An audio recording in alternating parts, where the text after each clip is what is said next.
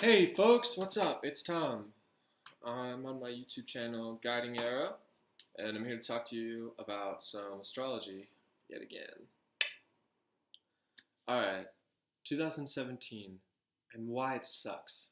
Why it's been so difficult.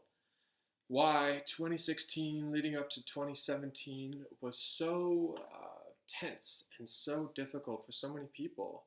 And why there's such a barrage of conflicting narratives about the world and where we want to go as a whole, as a collective.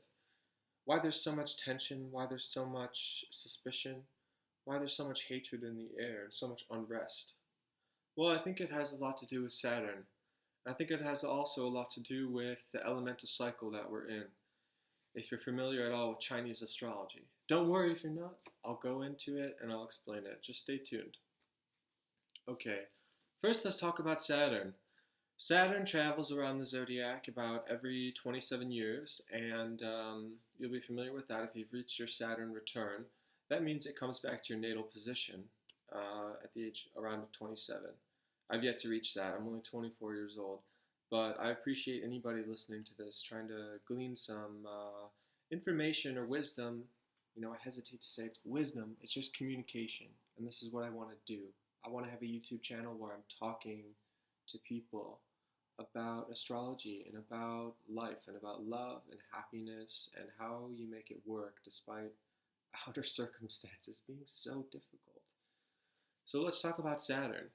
Saturn is the mountain. Saturn is this earthy planet that represents this challenge, represents obstruction. It's this huge chunk of earth that can represent both, financial gains and money and all these accumulated resources, but it also is what we carry on our backs as this heavy weight and what we have to struggle to deal with in order to move forward.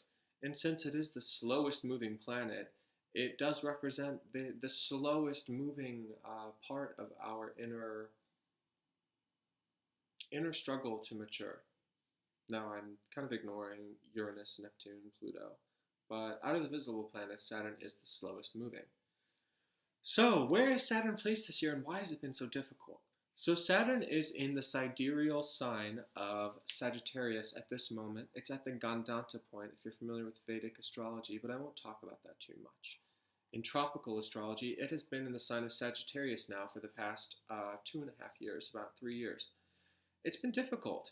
Because Saturn in Sagittarius means there's blockages, there's difficulties, there are challenges to expressing your inner philosophy, your Sagittarian beliefs, your desire to be uplifted, and your desire to love and be inspired. That's what Sagittarians are all about. Classic, a portrait of a Sagittarian is they have foot and mouth syndrome, which means that they don't really ever know when to stop. But Saturn coming here is like, there's a reality, there's a weight, there's a responsibility, and there's a challenge put to every Sagittarian person to really give more reality, more efficacious application to everything that you believe in.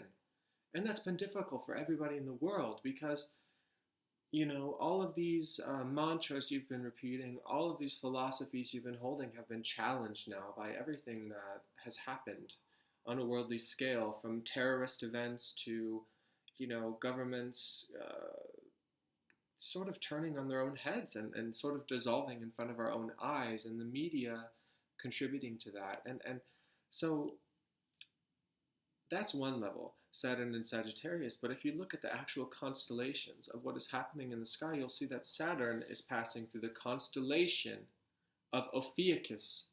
Now, I will never say that Ophiuchus should be a sign on its own, even though the sun passes through Ophiuchus every December. And it does this just like it would any other sign, any other constellation we take as a sign. But nevertheless, Ophiuchus, the constellation, and the way Saturn comes to confront it, it has been truly effective and truly strongly powerful on our zeitgeist, on our, collective consciousness and what it has meant to be a human existing on this plane, on this earth. Because Saturn, first of all, represents the Earth. It represents something that we can all confront together. It represents sort of a collective reality that we all have to deal with.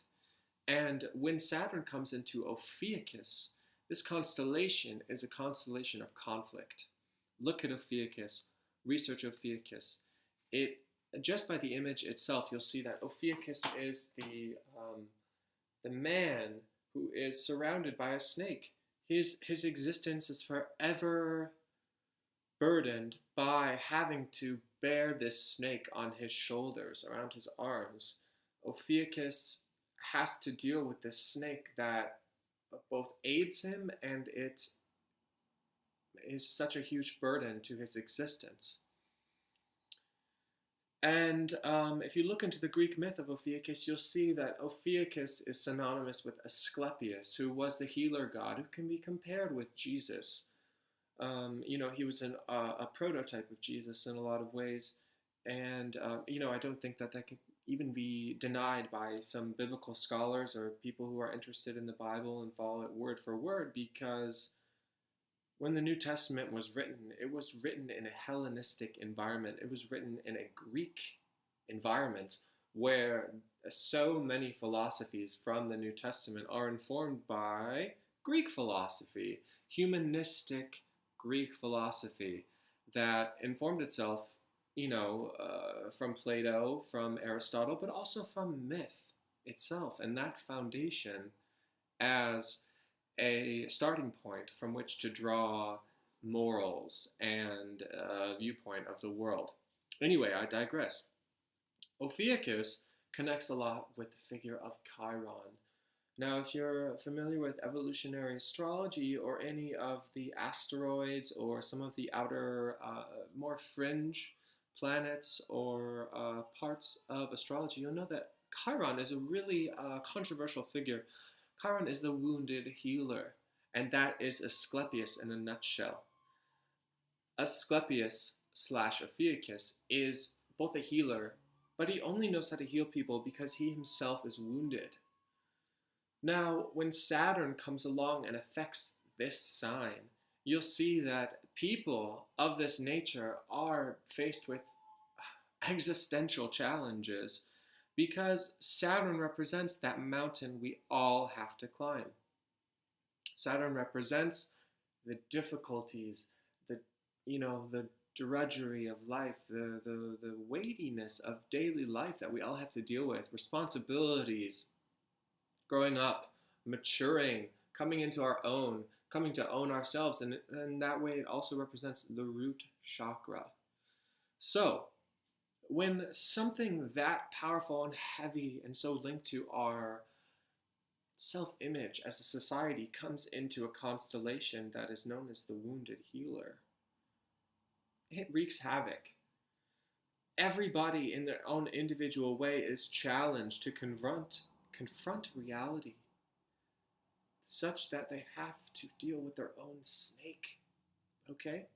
So let's go into the etymology of Ophiuchus. Ophiuchus was also known as Cesius or Glaucus. And Glaucus is the myth of the blinded man. And we can see that word go into the modern English disease of glaucoma. It's a disease that affects the eyes and pressure within the eyes, causing a lot of pain and potential blindness. Now, Glaucus, Cesius, Ophiuchus, Asclepius, they're all synonymous with each other. But what is he holding? He's holding the snake.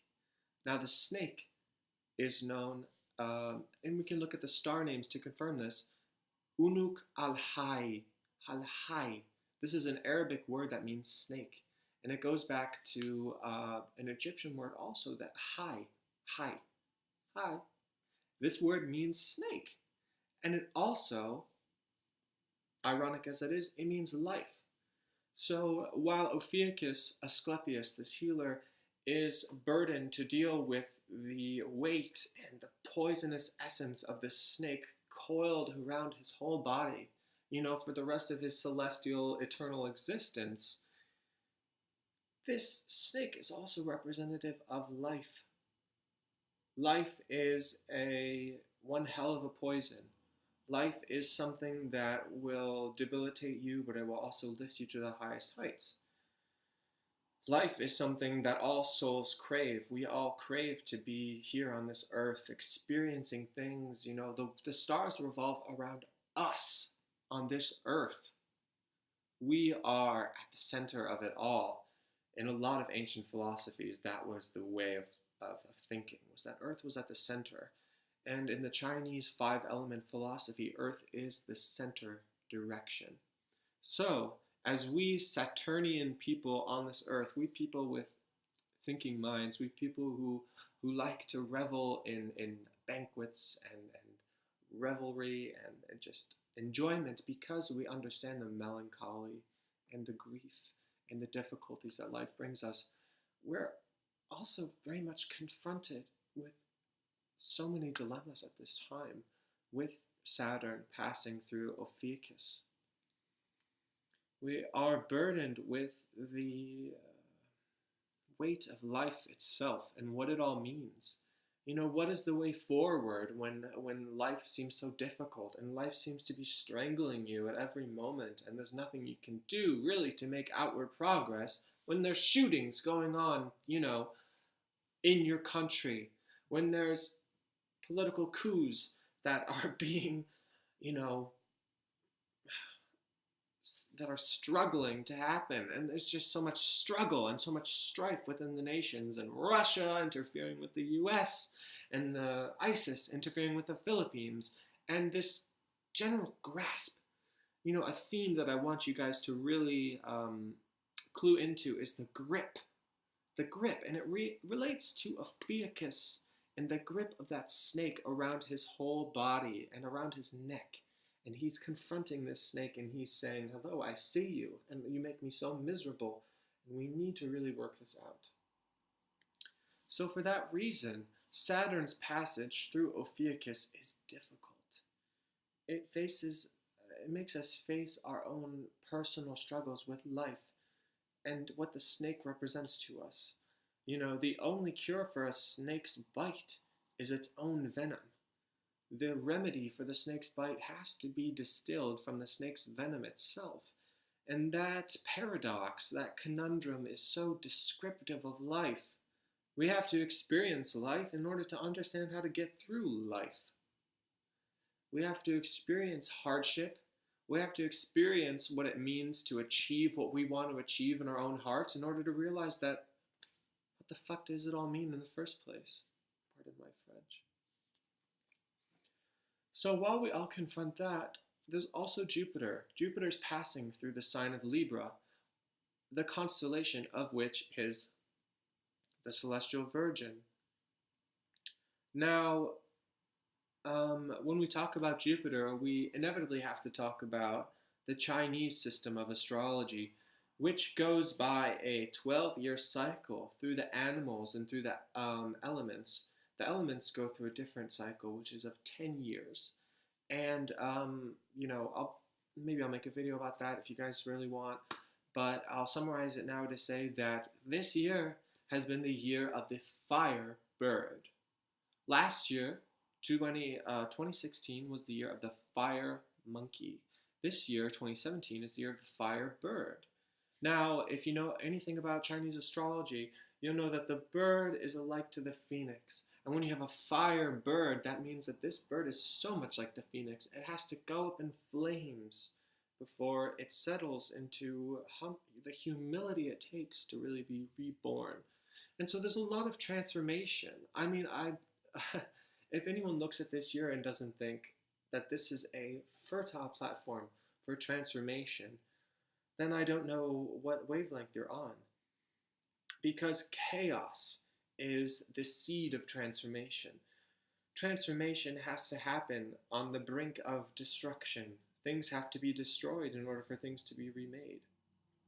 And that is the inconvenient truth, to take a movie title from Al Gore. That is the inconvenient truth we have to face in this day and age, in the year of the fire phoenix, that we're all going through our own individual transformations, and the secrets of that transformation are hard to really distill. But that's the Saturnian struggle that we're all going through at this point, and it leads to melancholy, collective melancholy.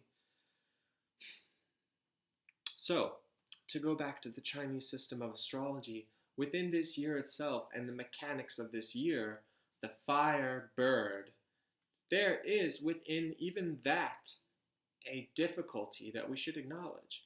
Because in the 5 element system of Chinese astrology, you have water, metal, wood, earth, and fire. Now, these elements all get along in different ways. For instance, fire and earth get along really nicely because fire creates earth. Fire brings earth into existence. Earth and metal get along nicely because metal parts, such as iron ores and precious gemstones, which come to represent metal in the Chinese tradition, are found within the earth. And then the metal gives birth to the water. So water and metal get along because metal instruments, such as buckets, hold water. So there's a little bit of Chinese philosophy for you. But let me say that this year of the fire bird is very difficult because the bird is of pure metal. The bird is a pure metal animal. And every animal in the Chinese zodiac has its own respective elements. But the bird is one of the only animals that is pure. And that pure metal is very strong. The bird, the phoenix, the cock, the rooster, whatever you want to call it, anybody born in this year is going to be very strong-minded.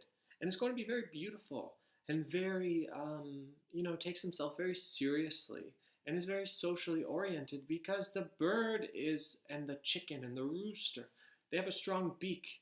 They have a strong forward motion and they are, blessed with these beautiful feathers. They take flight. They represent our thoughts. They represent the flying part of us, this kind of mercurial or Venusian influence that is so fast moving and is so beautiful. So the bird connected to metal connects strongly to Venus. Now, when you have a fire bird, the fire element is Mars.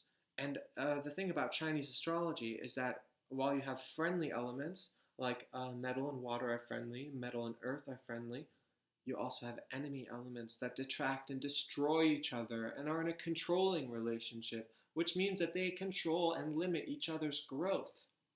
So this year, the year of the fire phoenix or fire bird, is a year where the fire and metal are strongly controlling each other.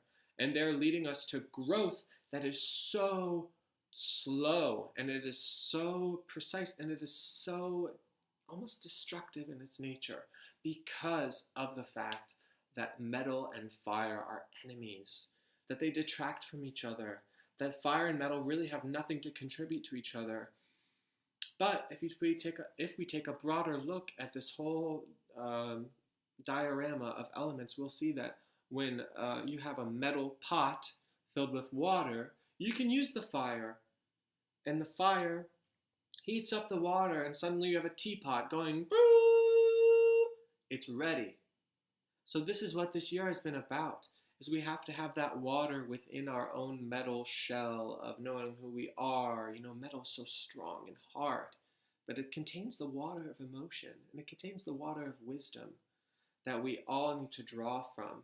This kind of kidney essence, that's the water element, is this kidney essence of vitality and going forward. And so this year we have sort of an exhaustion because fire and water don't get along either. Fire is evaporating all this water that our metal containers are trying so hard to grasp onto. Everybody now is trying so hard to grasp onto their own wisdom, their own peace, their own tranquility, their own sense of belonging within themselves. And it is difficult because everything has been so heated. And thank God the summer is over now and we're, developing into the fall season, because as the summer represents fire and the strongest of the heat, that is, kind of when the conflicts come to a head. And as we head into the fall season, as we head into the winter season, and as we head into next year, which will be the year of the Earth Dog, which is much more about kind of a flowing, sweet transformation, we'll see that things cool down. Things come to be more relaxed. And I hate to give prophecies. I hate to seem like I'm predicting anything. But this is the virtue of the Chinese system. It shows you where things have harmony and where things have dissonance. So by judging next year the fire dog, which should commence, around February of next year with the Chinese New Year, we'll see more of a, more of a friendly, amicable transition. Less strife, less protesting, less hatred. But it will be a transition, and we can truly prepare ourselves for a little bit of transformation that will be more graceful. And we hope, and we honestly pray for more grace in this world, because, if destruction is to happen, we hope it's not through the arm of violence. We hope it's through the arm of wisdom cooperating with what really needs to happen on this earth. And, we hope that disaster only leads to the destruction of what is bad, and that innocent people don't lose their lives, and that innocent souls don't suffer.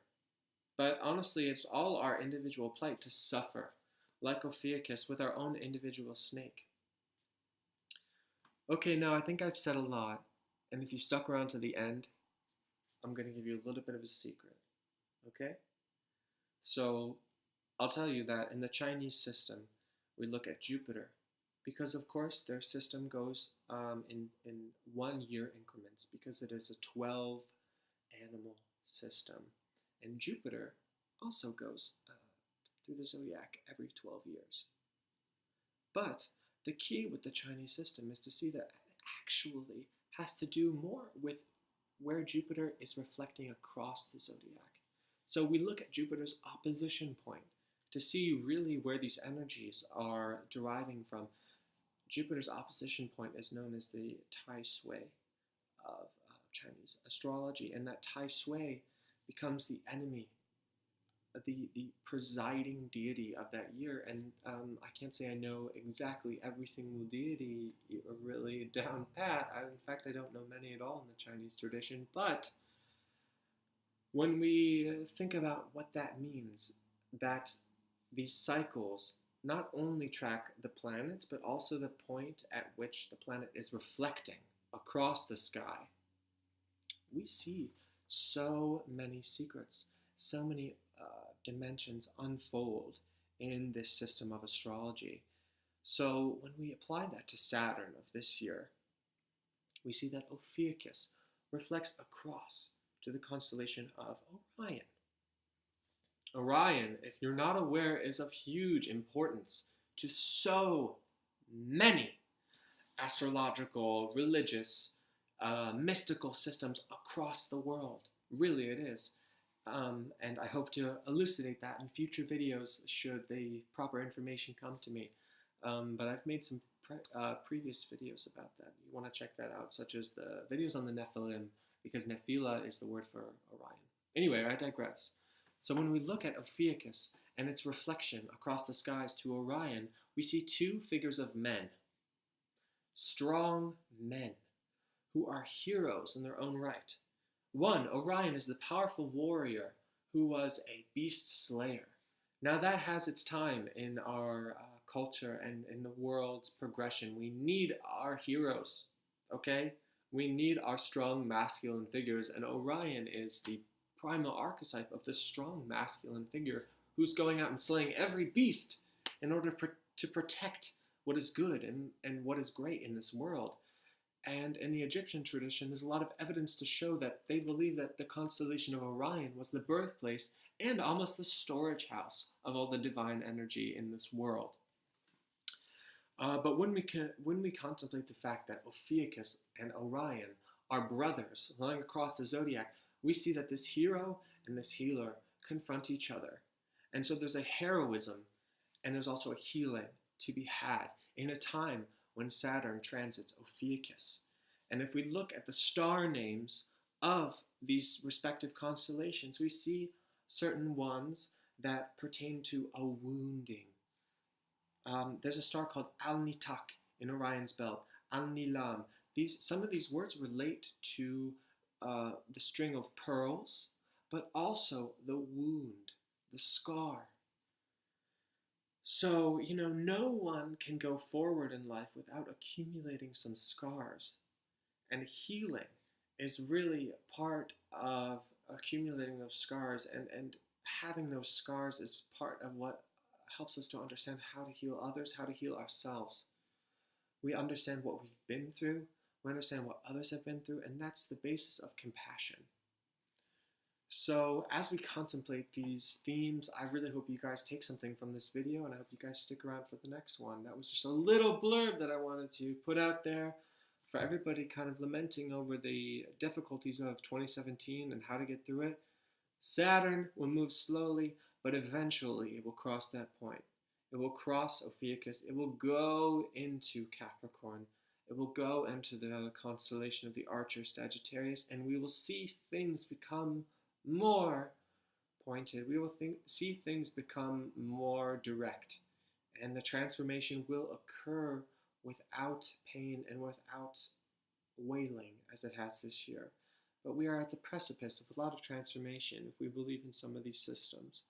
And for that reason, we should all just kind of recede and have a little bit more patience, a little bit more compassion for ourselves, for the plight of others, not fall so easily into hating others for their differences, but understanding how we're all wounded, and understanding how we can all grow and understand our own personal challenges through the transit of Saturn in this wounded man and his difficult story of being strangled by life. So I'll end the video here. I hope you guys stick around for the next one. Thanks so much for watching. Bye!